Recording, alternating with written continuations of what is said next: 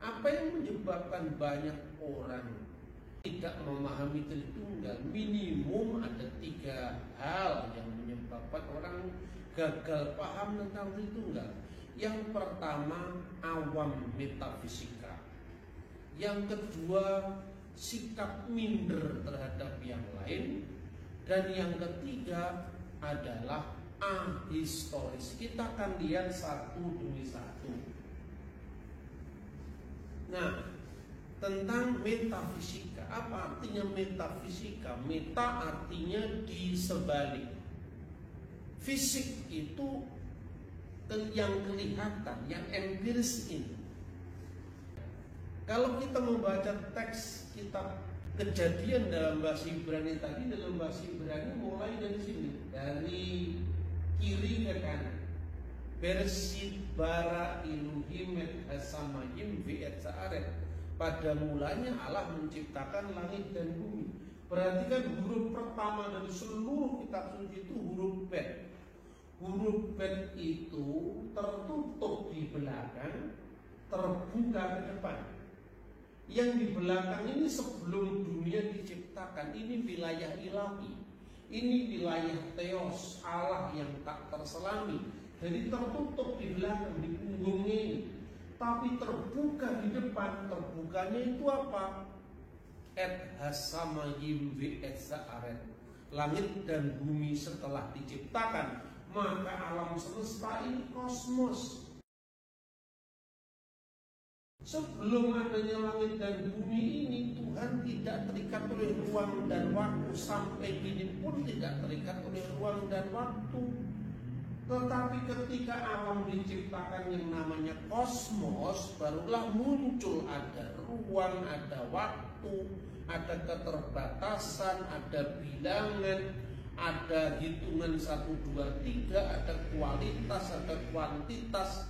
Ini muncul setelah kosmos diciptakan.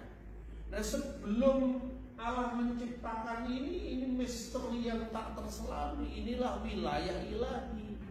Karena itu tidak usah kita ngomong teologi pun ketika kita ngomong logika. Misalnya Aristoteles, seorang filosof yang terkenal, itu membagi cara berpikir manusia itu ada 3 tahap.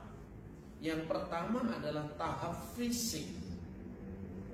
Jadi berpikir dengan tahap fisik itu pikiran yang paling rendah.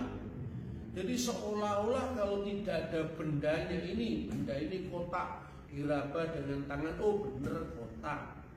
Ini bola, ini bulat, kalau nggak bener-bener diraba dengan tangan, orang nggak percaya kalau itu bulat. Itulah pengalaman yang paling rendah. Jadi kesan fisik, jadi pemikiran secara fisik. Baru ditingkatkan lagi, namanya matesis. Matesis itu menghitung, mengkalkulasi. Ketika Anda ditanya 5 kali 5 sama dengan 25. 25 itu bentuknya apa ya? Kita gambarkan jadi angka. Angka ini pun nisbi. Kalau orang Arab yang membuat angka beda dengan angka Romawi, beda dengan angka Persia. Itu simbol dari kalkulasi. Meningkat dari fisik kemudian metasis yang kemudian melahirkan ilmu matematika. Yang paling tinggi itu yang namanya metafisika atau teologia. Karena teologi itu bicara tentang Allah, tentu tidak bicara fisik. Jadi kalau ada orang Kristen yang mengatakan Yesus duduk di sebelah kanan Allah, berarti kan Allah di sebelah kiri lah. Ini gagal paham. Karena bicara tentang metafisik kok dia memakai ukuran fisik. Lebih-lebih kata duduk di sebelah kanan Allah itu ungkapan Ibrani yang artinya dia memiliki posisi dekat sebagai putra Allah dan itu sifatnya kekal. Maka dia akan menjadi raja yang kekal.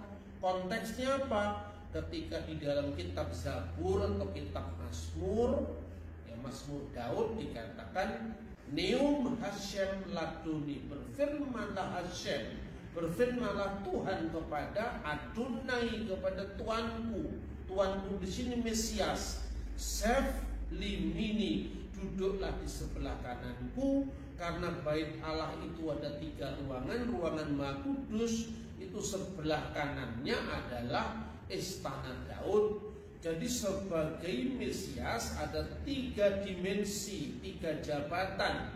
Yang pertama Mesias itu imam, kedua Mesias itu raja, dan ketiga Mesias itu nabi. Jadi kalau Yesus dikatakan nabi dan rasul atau raja, jangan dipertentangkan bahwa kan Alkitab hanya mengatakan Yesus itu nabi, kok disebut Tuhan. Kan Alkitab hanya mengatakan Yesus itu raja, kok disebut Tuhan. Ini juga gagal paham karena memahami kekristenan dari ukurannya dia sebagai seorang non-Kristen. Jadi yang pertama ingat itu adalah awam metafisika. Nah, saudara-saudara, kenapa kok pendeta bisa awam? Padahal kalau seorang pendeta itu mestinya bisa paham dong antara pemikiran yang sifatnya fisik, matesis, metafisik, mestinya harus lolos itu. Karena kalau jadi pendeta tidak bisa membedakan satu kelereng dengan satu Tuhan, itu bukan akarya wangsit, itu makan pangsit mie. Akarya wangsit itu artinya bisa mewedarkan ilmu. Ilmu itu ilmunya Allah. Ilmu itu apa? Wahyu ilahi, itu kitab suci. Makanya kalau pendeta tidak bisa membedakan duduk di sebelah kanan Allah dengan sipulan duduk di atas perahu, itu sama dengan saya katakan jangan tersinggung, Kirun lebih pinter daripada yang ngaku sebagai lulusan teologi tadi. Dalam kitab Pengkhotbah 11 ayat 5 yang berbunyi, sebagaimana kau tidak mengerti jalannya angin, begitu juga engkau tidak mengetahui pekerjaan Allah. Jadi pekerjaan Allah tidak tahu, apalagi hakikatnya. Ketika bicara tentang hakikat, Amsal 11 ayat 7 dan ayat 8 mengatakan, dapatkah engkau memahami hakikat Allah? Tingginya seperti langit, apa yang kau lakukan? Dan ini juga bisa dilakukan oleh kearifan lokal dari budaya kita. Sampai-sampai dikatakan wekasane langit junutri. Coba mana tahu kita itu ujungnya langit. Itu menggambarkan bahwa bicara tentang Tuhan itu harus bicara metafisika. Maka ujung daripada pengalaman rohani itu seperti kusumo itu kembang mekar di angkasa. Artinya apa? Tuhan itu tidak tergantung dengan ciptaannya. Tuhan itu benar-benar neti-neti, bukan ini, bukan itu. Nah, wahyulah atau firman Tuhanlah yang menyingkapkan, tentu dalam keterbatasan yang hanya disampaikannya melalui nabi-nabi yang berpuncak pada turunnya firman yang menjadi manusia, yaitu nuzul kalimatullah al-mutajasad. Nuzulnya, turunnya firman Allah yang menjadi manusia itu menyingkapkan wahyu ilahi dari zaman ke zaman. Maka dikatakan wal kalimatu sara jasadan wa hala bainana wa ro'ina masduhu masdan lil wahidi minal ab mamlu'an nikmatan wahakan. Dan firman itu telah menjadi manusia, hanya nuzul menjadi manusia dan tinggal di antara kita, dan kita telah melihat kemuliaannya, yaitu kemuliaan yang diberikan kepadanya sebagai anak tunggal Bapa, penuh kasih karunia dan kebenaran. Yang pertama itu awam metafisika. Yang kedua itu minder atau rendah diri terhadap yang lain. Nah, misalnya seringnya orang Kristen itu dibully Tuhannya tiga. kita ini minder, lalu kita ingin mengubah ajaran kita sendiri. Padahal yang membuli itu pasti salah, tidak mengerti iman Kristen. Saya tidak mengatakan agama lain salah, tentu agama itu benar menurut keyakinan masing-masing. Tapi sering dalil-dalil keagamaan lain itu salah alamat ketika diterapkan untuk iman Kristen. Makanya sering kali ada orang tidak mau mengucapkan selamat Natal, mengharamkan sekedar datang untuk mengucapkan selamat atau sinterklas macam-macam. Itu kan karena sebetulnya gagal paham untuk memahami iman Kristen. Padahal tujuannya itu laqad kafara alladziina qalu innallaha salisu salasah. Sungguh telah kafir orang yang mengatakan Allah itu adalah tiga dari yang tiga. Pertanyaannya, yang mengatakan Allah ketiga dari yang tiga itu siapa? Tidak ada Tritunggal seperti itu. Nah, orang Kristen tadi karena minder warteit komplek, dasar memang karena menyelogikanya konslet tadi, maka kemudian dia malah ingin mengubah ajarannya sendiri. Itu yang menjadi akar dari permasalahan yang kedua. Makanya seringkali orang mengatakan, kan di Alkitab tidak ada Tritunggal, kenapa kita percaya Tritunggal? Terus saya bilang, bro, cobalah kita lihat agama mana yang pokok ajarannya langsung masuk dalam kitab sucinya pertama.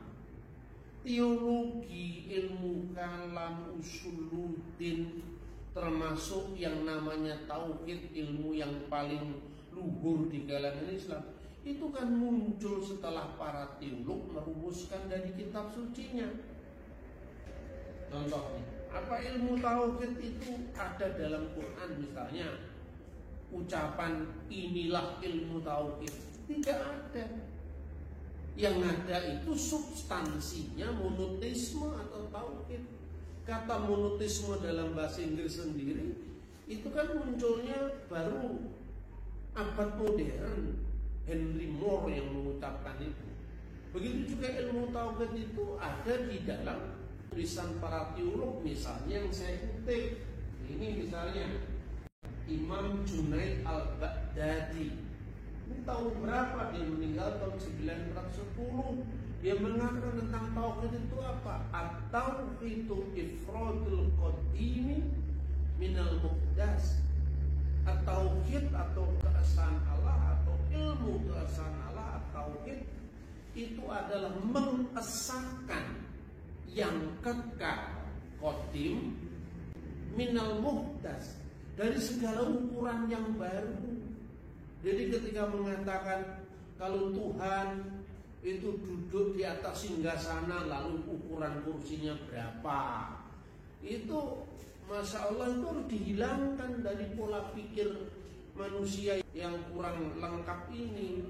Kemudian misalnya ketika orang mengatakan Tuhan digambarkan dengan ruang, apa sih artinya tauhid? Dari pemikiran yang sama ini, atau itu isbatud dati bi nafil jihati. Jadi artinya tauhid itu adalah menetapkan substansi Allah, menetapkan zat Allah dari segala penafian, penyangkalan terhadap arah. Maka dikatakan yaminullah, sebelah kanan Allah, tidak harus berarti itu kanan dan kiri secara ukuran ruang dan waktu. Ketika akhir zaman dalam gambaran eskatologi Al-Quran, orang-orang yang menerima kitab di sebelah kanan disebut ashabul yamin, bukan dalam pengertian itu Tuhan di sebelah kiri, manusia di sebelah kanan, sama sekali bukan itu. Jadi hilangkan perasaan minder terhadap orang lain dan dalami ajaranmu sendiri dengan baik.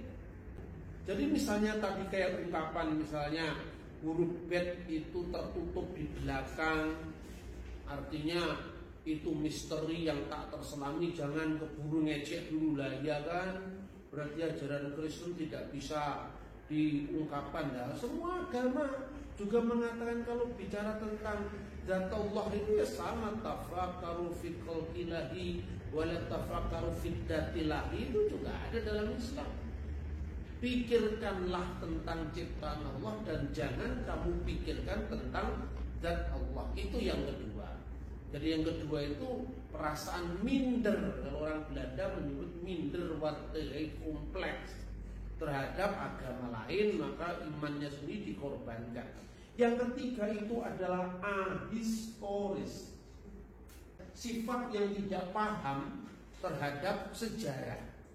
Mestinya kalau bicara tentang iman Kristen, betul dikatakan bahwa kira-kira tahun 180-an seorang yang bernama Bapak Gereja ini, Theophilus Al-Antaki, Theophilus dari Antioquia, yang pertama kali dia mengungkapkan tentang kata Tritunggal. Maka ungkapannya adalah tes triados, yaitu Tritunggal. Apa itu? Triados itu adalah toteu, yaitu Allah, lalu itu logo auto, yaitu firmannya, tes sopias auto, dan kebijaksanaannya. Kebijaksanaan itu maksudnya merujuk pada Mazmur 33 ayat 6. Oleh firman Tuhan langit dijadikan oleh nafas dari mulutnya. Kebijaksanaan itu gambaran tentang Roh Kudus.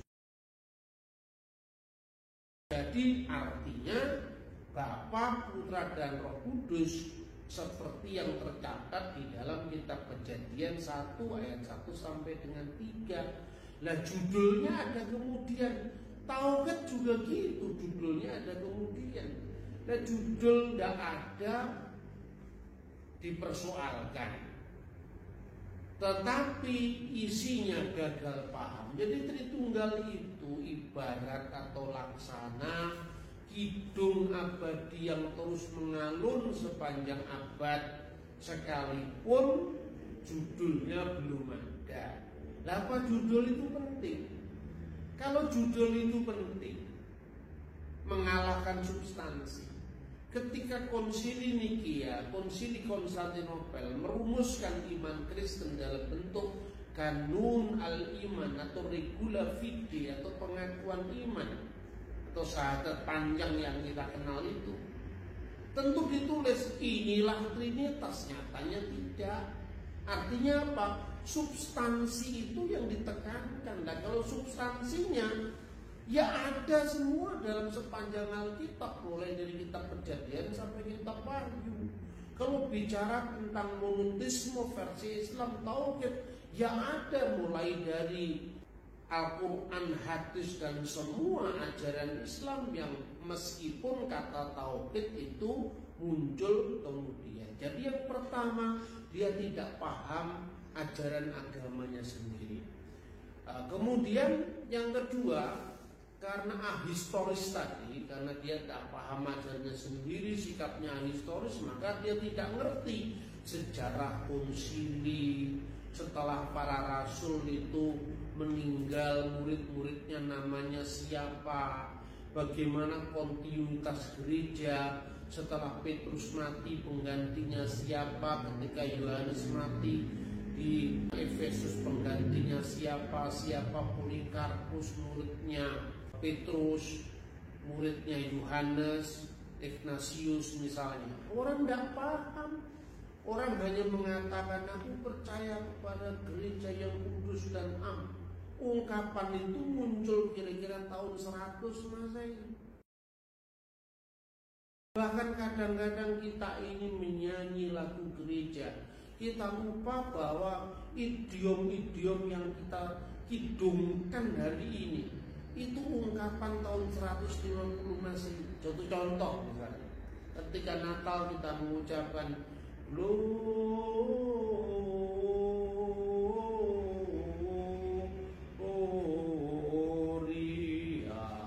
in excelsis Deo. Ini ungkapan dari mana? Ini ungkapan dari Vetus Latina.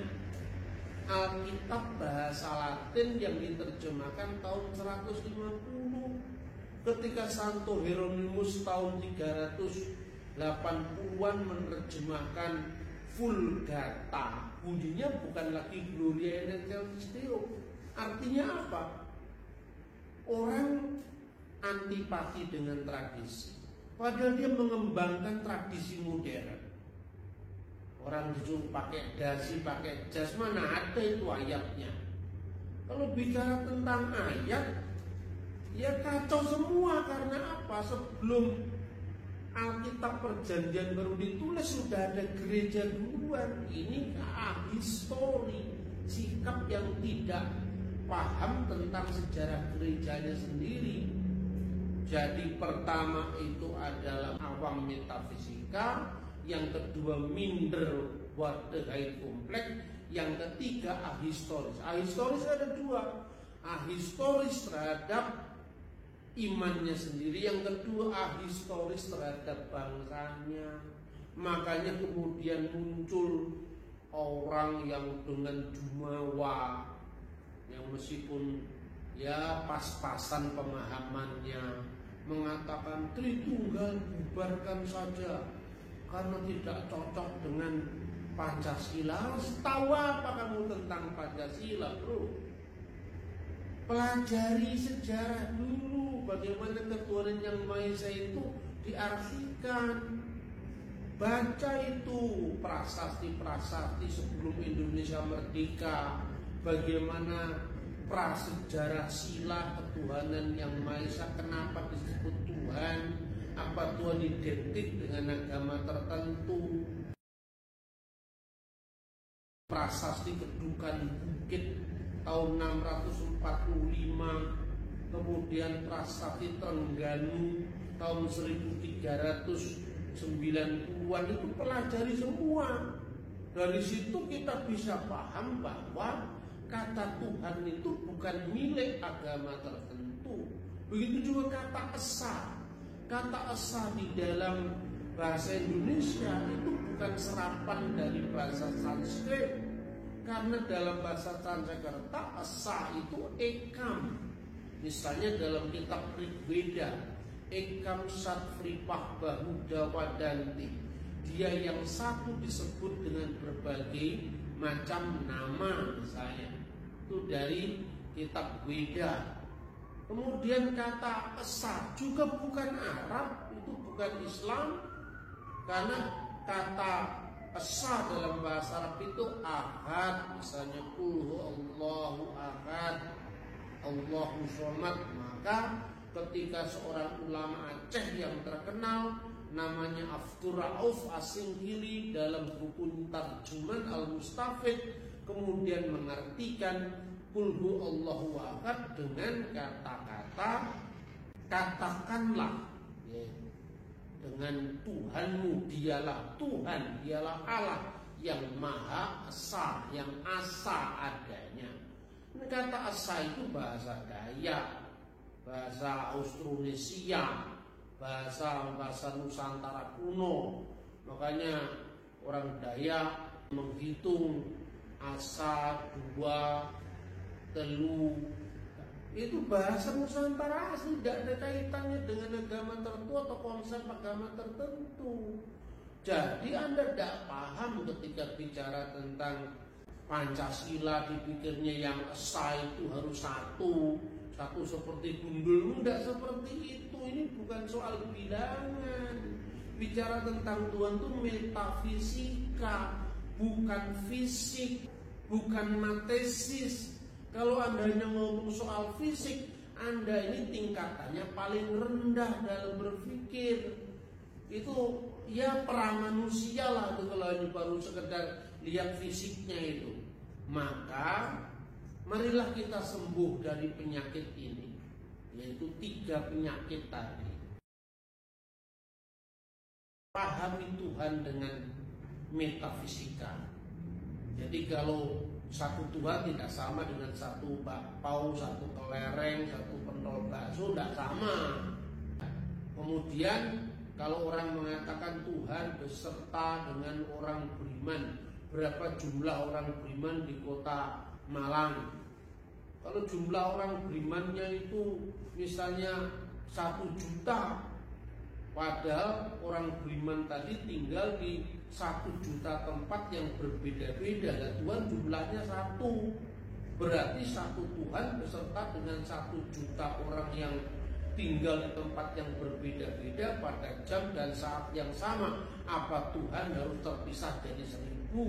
Nah, ini kalau logika metafisika dipahami dengan logika matematika atau logika fisik tadi yang kata Aristoteles itu tingkat pemikiran manusia yang paling rendah, itu tentu tidak akan ketemu. Marilah kita memuliakan Tuhan dengan pengagungan yang layak baginya. 1 Tuhan tidak sama dengan 1 batu. Kedua, hilangkan minderward dari kompleks dalam dirimu terhadap agama lain, dan pahamilah imanmu dengan setia pada ajaran para rasul, murid-muridnya para rasul, murid dan muridnya para rasul, bapak-bapak gereja, bapak-bapak konsili sampai gereja modern ini. Maka kehidupan iman kita tidak mengalami diskontinuitas. Ketiga, belajarlah sejarah, termasuk sejarah bangsamu, supaya tidak sampai membuat kesimpulan yang sangat memalukan manusia beradab sekarang ini. 1 Tuhan disamakan dengan 1 Tuhan, dengan PD-nya bikin lagu. Malulah dengan dirimu bahwa kamu bukan apa-apa. Mungkin kamu mendengarkan ceramah saya itu hanya mungkin 1% yang masuk, tidak masalah. Tapi rajin-rajinlah untuk berpikir dan jangan parkir kereta kesadaranmu di sembarang tempat sampai nanti iblis merebutnya dan dipakai, ditunggangi untuk kepentingan mereka melawan kerajaan Allah di dalam Kristus Yesus.